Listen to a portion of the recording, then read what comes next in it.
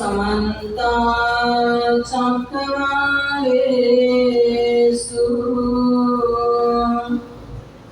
अत्र गच्छन्तु देवताः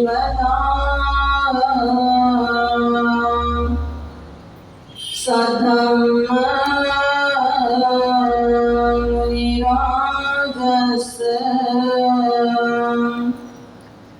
सुनन्तु सद्गमुखदम्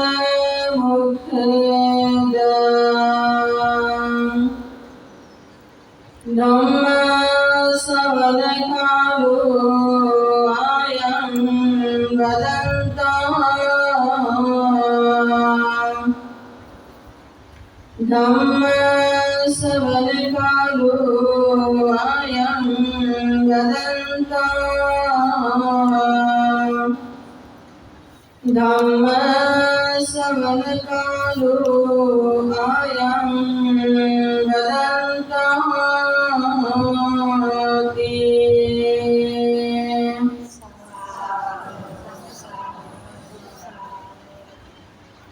संपूर्ण विश्वाला सुखशांतीचा संदेश देणारे, दुःखमुक्तीचा उपदेश करणारे महाकारुणिक सम्यक संबुद्धांना त्रिरत्नांना त्रिवार अभिवादन करते.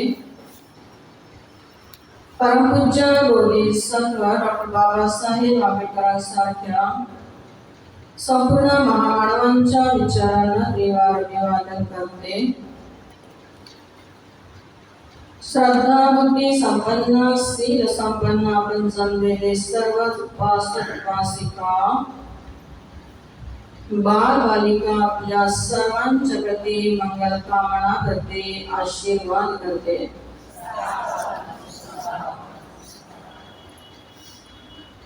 आजच्या विषयाला सुरुवात करण्यापूर्वी नेहमीप्रमाणे, कारण आजचा विषय थोडा क्लिष्ट आहे, समजून घ्यायला तुम्हाला कठीण थोडा वाटेल. थोडस सोपं करून सांगण्याचा अधिक प्रयास करते. सुरुवातीला संसारामध्ये तथागत असे म्हणतात, जे तथागताने उपदेश केला आहे. सत्वाच्या उत्पत्ती जे आहे ते सत्वाची उत्पत्ती संसारामध्ये 4 प्रकारच्या योनीच्या माध्यमातून होते. त्या 4 योनी तथागतांनी सांगितलेल्या आहेत. जसे की पहिली अंडज योनी ज्याला असं आपण म्हणतो, जे अंड्यातून उत्पन्न होणारे सत्व ज्याला असं आपण म्हणतो, नाही का. पशु पक्षी कोंबड्या वगैरे हे गर्भधारणा करतात का? नाही, अंडे देऊन अंड्यातून पिलं काढतात. याला म्हणतात अंडज योनी. जे जे सत्व अंड्यातून जन्म ग्रहण करतात, ज्याची ज्याची अंड्यातून उत्पत्ती होते, त्या सत्वाच्या योनीला कोणती योनी म्हणतात? अंडज योनी. दुसरी योनी तथागतांनी सांगितली जरायुज योनी. जरायुज म्हणजे जे जे सत्व मातेच्या गर्भामध्ये गर्भधारणा करतात, प्रवेश करतात, आपण म्हणतो. जी माता मुलांना जन्म देते, म्हणजे ज्याला आपण स्त्रीलिंगी आणि पुरुषलिंगी या दोन्हीच्या माध्यमातून संयोगातून संपर्कातून उत्पन्न होणारे सत्व. जसं मनुष्य आहे, त्याचप्रकारे अनेक असे जनावर आहेत. म्हणजे जे जे सत्व गर्भधारणा करून जन्म घेतात, त्याला कोणती योनी म्हटलं जातं? जरायुज योनी. आपण कोणती योनीमध्ये आहोत मग आता? हे लक्षात ठेवा. कोणत्या योनीमध्ये आपण जन्म घेतलाय? 100% चांगलं ब्रेनमध्ये मनामध्ये करून ठेवा. कोणीही प्रश्न विचारला, आपण कुठल्या सत्वाच्या कुठल्या योनीतून आपण जन्म घेणारे प्राणी म्हटलं, कारण आपण कोण आहोत? शेवटी प्राणीच आहोत. कोण आहोत? मनुष्य प्राणी. फक्त उच्चतर दर्जाचा प्राणी असं म्हणतो, नाही का. आपण कोणती आपली कोणती योनी? चुकूनही होऊ नका ते आम्ही अंडा घेऊन गडबड होऊन जाईल, नाही का. पण पक्क लक्षात ठेवायचं, आम्ही कुठले प्राणी? कशातून जन्म घेणारे? जरायुज योनीमधून. हे दुसरी योनी. तिसरी जी योनी तथागताने सांगितलेली स्वेदज योनी. स्वेदज योनी. या संसारामध्ये काही असे सत्व असतात की जसे सडलेल्या अन्नामध्ये, सडलेल्या काही मांसांमध्ये जे काही किडे वगैरे उत्पन्न होतात. आपण पाहतो ना, सडलेल्या अन्नामध्ये, वाया गेलेल्या अन्नामध्ये, सडलेल्या मांसांमध्ये, सडलेल्या प्राण्यांमध्ये जे जे किडे वगैरे उत्पन्न होतात त्याला कोणती योनी म्हटलं जातं? मग स्वेदज योनी असं म्हटलं जातं. चौथी योनी तथागताने सांगितली औपपातिक योनी. औपपातिक योनी म्हणजे या तीनही योनीला सोडून आपोआप उत्पन्न होणारे सत्व. म्हणजे जसं ऋतूच्या मानानुसार, ऋतूनुसार, हवामानानुसार काही असे सत्व संसारामध्ये उत्पन्न होतात की ज्याला ना स्वेदज योनी पाहिजे उत्पन्न होण्यासाठी, ना अंडज योनी पाहिजे, ना जरायुज योनी पाहिजे. ते बिलकुल ऋतुमानानुसार, हवामानानुसार उत्पन्न होतात, ज्याला औपपातिक योनी. जसं आपण आता पावसाळा जर आला उदाहरणार्थ समजून घेण्यासाठी, पावसाळा जर आला, पावसाळा जर खूपच पाऊस जर आला आणि पाणी जर साचलं तर काय उत्पन्न होते? बेडकं उत्पन्न होतात की नाही? बेडकांचा किती जोरात कल्ला येतो. जसाही पाऊस खूप जोरात येतो, जिथंही डबकं साचलेलं दिसतं तिथं बेडकांचा जोरदार कल्ला नाही मिळत की नाही? तर अशा प्रकारे काही असे तथागत असे म्हणतात की ऋतुमानानुसार, हवामानानुसार, या ऋतूच्या संपर्कामुळे, हवामानाच्या संपर्कामुळे की ज्याला तीन योनीची गरज पडत नाही ते आपोआप उत्पन्न होतात त्या ऋतुमानाच्या नुसार. आणि म्हणून त्या योनीला कुठल्या योनी म्हटलं जातं? औपपातिक योनी सुद्धा म्हटलं जातं. कधी कधी अभिधम्माचा विषय जर पाहतो म्हटलं, अभिधम्मामध्ये एक विषय सुद्धा आलेला आहे. कधी कधी याच्यामध्ये मनुष्यासारखा एक क्वचितच मनुष्यासारखा किंवा देवता लोकांसारखी सुद्धा कधी कधी होते, बाय चान्स, नेहमी नाही. या अभिधम्मास संबंधित असलेल्या काही गोष्टी आहेत. फक्त एक याच्यामध्ये गोष्ट लक्षात ठेवायची, तीन योनीमधून माझा जन्म नसता. माझा कोणती योनी आहे? जरायुज योनी आहे. आणि जरायुज म्हटलं मनुष्य योनी आहे. तर अशा प्रकारे चार या संसारामध्ये अशा योनी आहेत की ज्या चार योनीच्या माध्यमातून विविध प्रकारचे सर्व हे जन्म ग्रहण करतात. तेही आपापल्या कर्माच्या आधिक्यामुळेच असे. सगळ्याच कारण असतं, त्याच्याही मागचा हेतू असतो. कारण बिना हेतूचं काहीही इथं घडत नाही. ज्याला आपण हेतू म्हणतो, कारण म्हणतो. कारण तथागताचा धम्म कार्य कारण भाव ज्याला असं आपण म्हणतो. बिना घटनेचं ना कुठली बिना कारणाची ना कुठली घटना घडते, ना कुठल्या कारणाची कुठली घटना घडते. कार्य कारण भाव जेव्हा कुठल्याही गोष्टीच्या मागे, कुठल्याही घटनेच्या मागे कुठं काही ना काही हेतू असतात, कारण असतात. त्यामुळे त्याची उत्पत्ती होऊ शकते. कधी कधी कारणाचा शोध लवकर लागू शकत नाही. कधी कधी हेतू सुद्धा लवकर सापडू शकत नाही. की आपल्या बुद्धीच्या पलीकडचे असू शकतात, आपल्या जाणण्याच्या पलीकडचेही कधी कधी असू शकतात, आपल्या स्मृतीच्या पलीकडे कधी कधी हेतू आणि कारण पलीकडे असू शकतात. पण नक्कीच हेतू किंवा कारण त्या गोष्टीला असतातच. कधी सूक्ष्म तर कधी अतिसूक्ष्म सुद्धा असू शकतात. आता या चार योनीच्या माध्यमातून या संसारामध्ये उत्पन्न होणाऱ्या सत्वाचं, जसं आपण 31 प्रकारचे लोक वाचले, कुठल्या सूत्रामध्ये वाचले मी तुम्हाला सांगितलं होतं. आता सांगितलं या वर्षामध्ये, मागच्या वेळेस, आता 5-7 दिवसापूर्वीची गोष्ट आहे. आठवते का? याच्या पूर्वी कुठल्या सूत्राचा पाठ केला आपण? सतीपठण. आता सुरू आहे. याच्या पूर्वी कुठल्या सूत्राचा पाठ केला?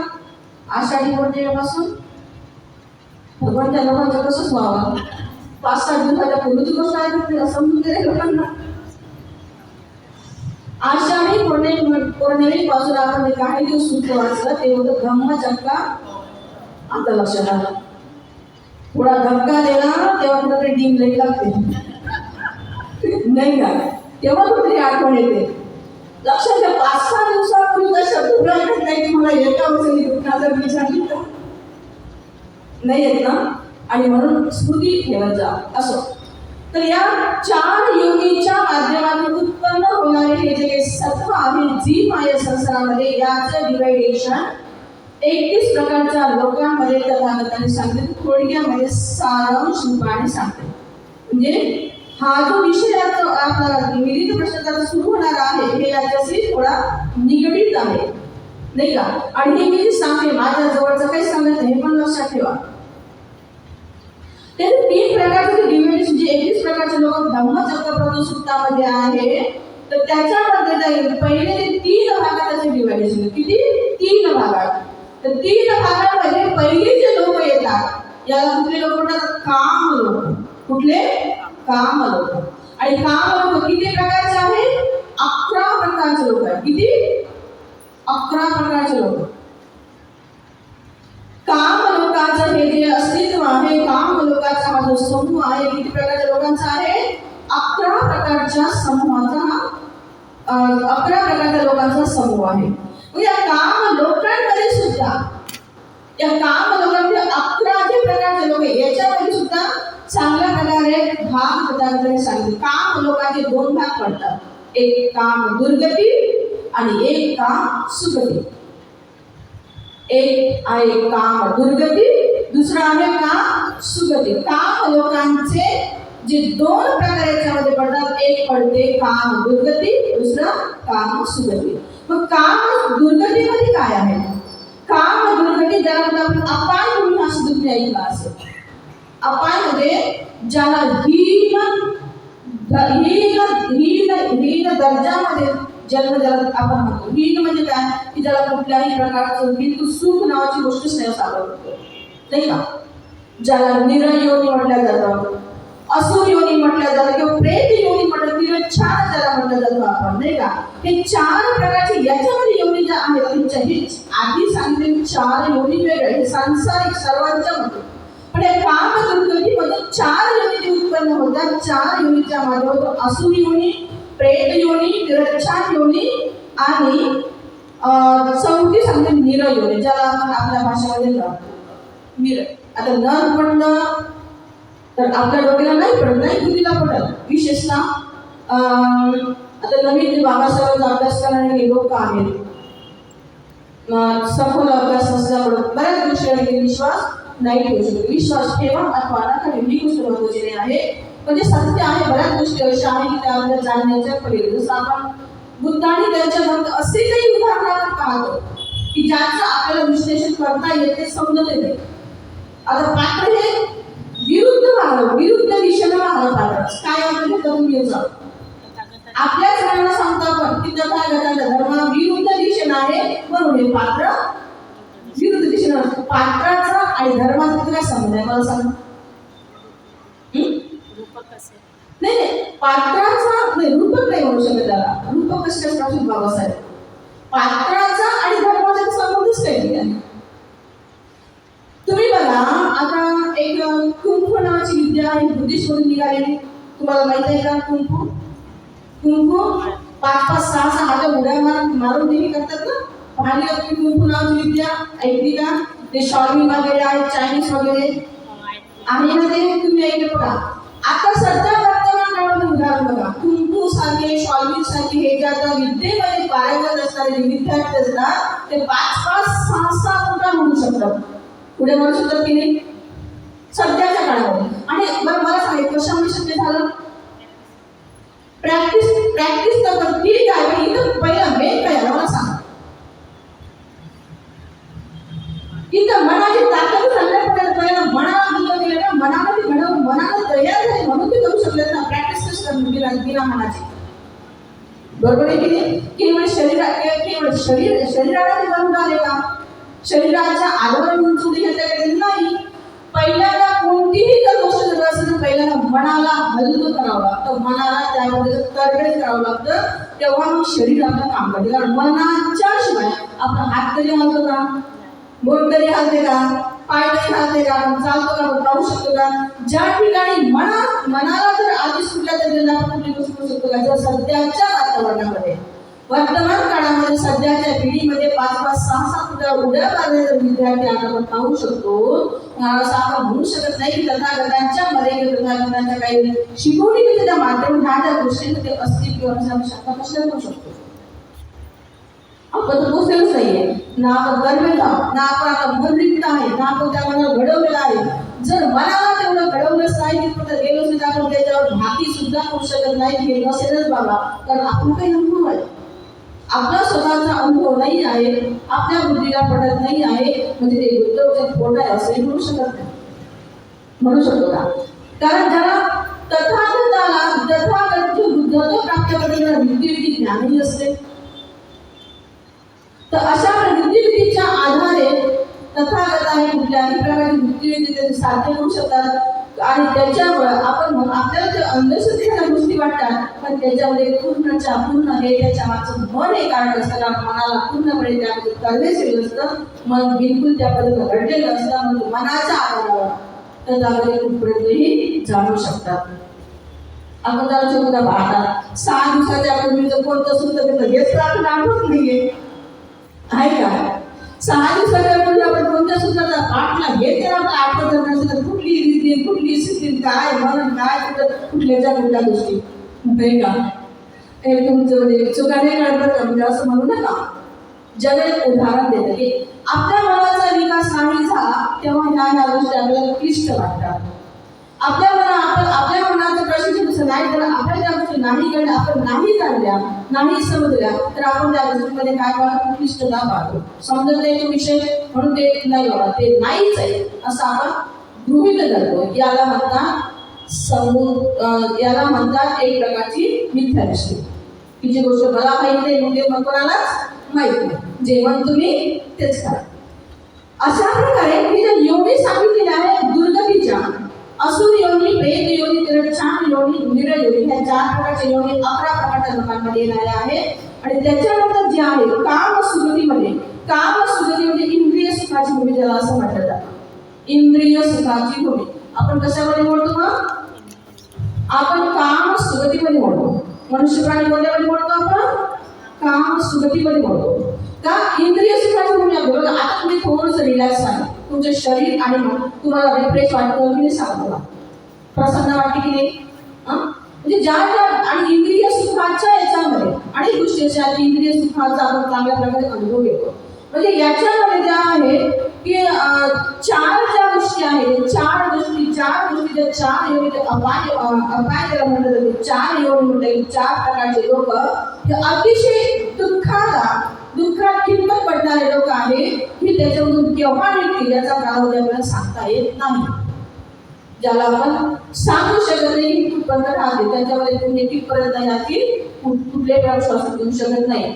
पण इंद्रिय सुखाच्या काम सुगतीच्या लोकांमध्ये ज्यामध्ये मनुष्य लोक असतो आणि 6 प्रकारचे देवलोक असतात. कारण प्रत्येक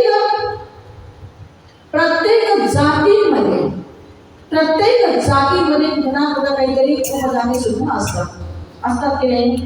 तुम्ही बघा पशुपक्ष्यांच्या मध्ये बघा चिमण्याचा जो प्रकार आहे हे एका जातीची चिमणी आहे का? कावळ्याचा जो प्रकार आहे एका जातीचा कावळ्याचा प्रकार आहे का? अशा प्रकारे जाती प्रजाती संजातीमध्ये विविध प्रकारचे सत्व असतात. जे सर्व त्या पद्धतीने आपापल्या कर्माच्या आधिक्यानेच त्याला ती उत्पत्ती लावत असते. आणि म्हणून काम सुगती मोडण्यामध्ये आपण मोडतो म्हणजे मनुष्य लोक एक असं आहे या संसारामध्ये की तो काम सुगतीमध्ये असल्यामुळे त्याला अनेक पुण्य कर्माचा संचय करतो. तो बाकीच्यांना ती संधीच नाही, बाकीच्या ती संधीच नाही आहे. जे 6 प्रकारचे देवलोक, 1 प्रकारचा मनुष्य, 6 आणि 7 आणि 4 प्रकारचे हे ज्या अपायभूमीमध्ये लोक आहेत असं 6 किती होते 11. तर हे काम लोकांमध्ये मोडणारे किती प्रकार आहेत? 11 प्रकार जे आहेत हे त्याला काम लोकांमध्ये पहिली डिवायडेशन झालं. पहिला भाग 31 प्रकारच्या लोकांमध्ये 11 प्रकारचे लोक, 4 दुर्गती 4 सुगती 7 सुगती. त्याच्यात दुसऱ्या भागामध्ये डिव्हायडेशन केलेलं आहे ज्याला रूपलोक असं आपण म्हणतो. रूपलोक ज्याच्याकडे रूप आहे. तर रूपलोक म्हटलं अनेक गोष्टी येतात जसे ब्रह्मलोक वगैरे आपण ब्रह्मलोक म्हटलं फक्त आपल्याला 3 चेहरे दिसतात. 4 चेहऱ्याचा एक व्यक्ती दिसतो ब्रह्मलोक म्हटलं नाही का? ब्रह्म हा शब्द उच्चारला की आपल्या समोर चार प्रकारचे, एक मागून, एक समोर, एक तिकडे आणि तिकडे, अशा प्रकारच्या चार मुली असलेला व्यक्तीच आपल्यासमोर उत्पन्न होतो. पण बुद्ध शास्त्रामध्ये ती गोष्ट इथं नाही. म्हणजे अन्य धर्मामध्ये जी ब्रह्म सांगितलेल्या गोष्टी आहेत किंवा ब्रह्म होतो ती गोष्ट वेगळी आहे. आता इथं जे तथागतांनी विश्लेषण केली त्याला अनेक गोष्टी याच्या माध्यमातून या लोकांमध्ये काय असते, कारण हे लोक या संसारामध्ये शील समाधी प्रज्ञेचा अभ्यास करणारे सुगती पावणारे लोक असतात. कोणी अनागामी पर्यंत गेलेले लोक असतात, अनागामी पर्यंत गेलेले लोक असतात. त्याच्यामुळे कोणी श्रोतापन्न, कोणी समुदाय आणि कोणी अनागामी, म्हणजे तीन प्रकारचे प्रतिफल मिळवलेले मार्गफळ आहे. याच्यामध्ये कोणी ना कोणी कुठलं फळ प्राप्त होत त्याच्यामध्ये, नाही का. रूप लोकांना काय म्हटलं जातं, एक प्रकारचं ब्रह्मला रूप फळ. याच्यामध्ये रूप असते पण पारदर्शी असलेले सामान्य माणसं नाही पाहू शकत. आता मला सांगा, आता तुम्हाला तुमचं उदाहरण देते. समजा मी काल डोळे चेकअपला गेले. डोळे चेकअपला गेले, डॉक्टरांना शेवटी काय लावलं, डोळ्याला मशीनच लावलं. त्याच्या डोळ्याच्या आतमधलं भाग पाहू शकला बघ बिना मशीनचं. पण त्याच्या आतमध्ये, डोळ्याच्या आतमध्ये जर आपण पाहतो, ज्या प्रकारे वरून डोळा दिसतो, तर आतमध्ये नेमकं काय, मला सांगा, डोळ्याचे प्रतिरूपच आहे की नाही आहे, फक्त सूक्ष्म आहे. हे वरतं ठोस आहे, आतमध्ये सूक्ष्म आहे. तर अशा प्रकारचे रूप, दुसऱ्या प्रकारामध्ये जे रूप लोक सांगितलेले ना, काया असते पण पारदर्शी असते. सामान्य लोकांकडून नाही पाहू शकत. त्याला आपण पारदर्शी काय, नाही का. एवढं जर तुझ्या डोक्यात नाही बसला तरी ठीक आहे, पण एक गोष्ट लक्षात ठेवा, की काही गोष्टी सूक्ष्म असतात. जसं पार, जसं एक आपण आजार, दुसऱ्या गोष्टी, एखाद्या गोष्टी निदान जर नाही लागला, नाही का, एखाद्या गोष्टी निदान जर नाही लागलं तर शेवटी त्याला मशीनचा उपयोग करावाच लागतो. अशा काही रूप लोक तुम्हाला काय करायचं असेल तर मिनिमम 4 महिन्याची प्राप्ती तुम्हाला पाहिजे. किती? आपण स्वतःला विचारा, पहिल्या तरी ध्यानामध्ये आपण आहोत का? आपण ज्याला वितर्क, विचार, प्रीती, समाधी, उपेक्षा हे पहिलं ध्यान आहे, याच्यामध्ये आपण पारंगत आहोत का?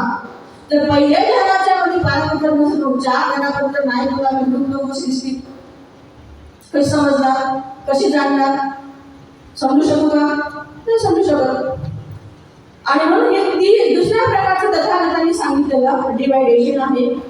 आणि तिसरं जे सांगितलेलं आहे ज्याला अरूप लोक असं म्हणतात, इथं बिलकुल कुठल्याही प्रकारची काया नसते, कुठल्याही प्रकारची ना पारदर्शी काया असते, ना आपल्यासाठी ठोस काया असते. आपली कोणती काया आहे? ठोस काया आहे, स्थूल आहे. आपली ना पारदर्शी आहे ना सूक्ष्मदर्शी आहे. आपण बिलकुल जाड भरड आहोत आपल्या भाषेमध्ये, नाही का.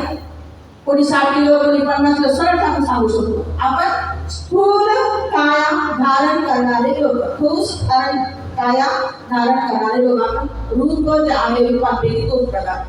पण काही सत्व असे आहे तिसऱ्या भागात तथागतांनी सांगितले अरूप, रूपच नाही, अरूप म्हणजे रूपच नाही, तर फक्त आणि फक्त चित्त आणि चैतस. चित्त आणि चैतस, ज्याला फक्त आणि मन असतात, मनाचे प्रकार. आपण पाहतो ना कधी कधी केवळ आणि केवळ त्या संसारामध्ये काही लोक असे असतात, काही असे लोक असतात की जे फक्त आणि फक्त चित्त चैतसिकतेच्या आधारे अनुगमन करत असतात. अरूप लोकांमध्ये काय असते, यांना ठोस आहार पण नसतो. तर यांचे मिनिमम 8 ध्यान प्राप्त केलेले लोक असतात. किती? 8. 4 4 8. पहिले जे असतात प्रथम ध्यान, द्वितीय ध्यान, तृतीय ध्यान, चतुर्थ ध्यान, पहिले ध्यान.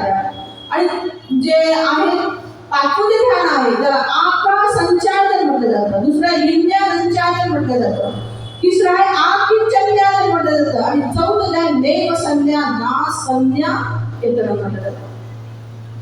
हे 8 ध्यानाने युक्त असलेले लोक अरूप लोकांमध्ये उत्पन्न होतात. आता मला तुम्ही हा प्रश्न विचारत, जर आपल्याला पहिल्या ध्यानाचा उद्बोधन नसेल 8 पर्यंतच्या गोष्टी आपण काय समजू शकतो.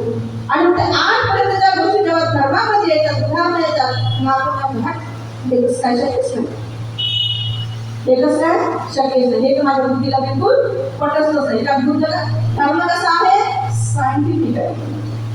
इथं सुद्धा तीच गोष्ट, इथं पूर्णच्या पूर्ण प्रॅक्टिकल गोष्टी आहे, इथं वैज्ञानिक गोष्ट आहे. तर विज्ञानाचा जो विषय आहे तथागतांनी सुरुवातीला मांडलेला आहे. प्रत्येक गोष्ट विज्ञानाचे तथागतांची विज्ञानाचे सिद्धांत समजून सांगितले याच माध्यमातून सांगितलेलं आहे. जर आपण अभिधर्माबद्दल वास्तू म्हटलं तर काय चार दिवस सांगितलं. अभिधर्मामध्ये 4 प्रकारच्या गोष्टींचं विश्लेषण आहे. चित्त आहे, चैतसिक आहे, रूप आहे आणि निर्वाण आहे. ज्याला परमार्थी 4 प्रकारचे धर्म असं म्हटलं जाते, नाही का? तर अशा प्रकारचे 31 प्रकारचे जे लोक, म्हणजे आम्ही पहिले 11 प्रकारचे लोक, काम लोक ज्याला असं आपण म्हणतो. रूप लोक जे आहे ते सांगितले आपण. रूप लोकांचा जो समुदाय सांगितलेला आहे आपण जवळपास 1 मिनिट. रूप लोक जे आहे सगळे 16 प्रकारचे लोक आहेत. दुसऱ्या प्रकारचा भाग आहे आणि तिसरं जे आहे 4 प्रकारचे लोक असतात त्याच्यात. म्हणजे बघा 11 16 किती झाले, माझं गणित करता तुम्ही सांगा किती झाले. 16 न 11 आणि त्याच्यानंतर 16 न 11 किती झाले म्हणजे तुम्ही 15 30 झाले ना, काही 29 झाले. 29 झाले.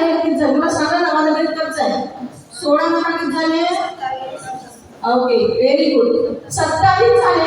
27 परत त्याचे अरूप लोकांचे 4 असतात. 27 40 झाले.